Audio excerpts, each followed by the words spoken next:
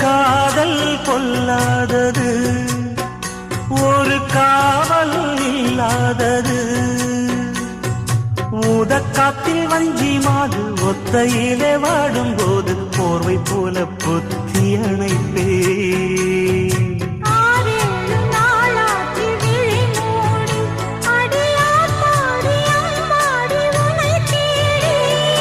நீதானே மானே என் இளஞ்சோடி, உனை நீங்காது என்று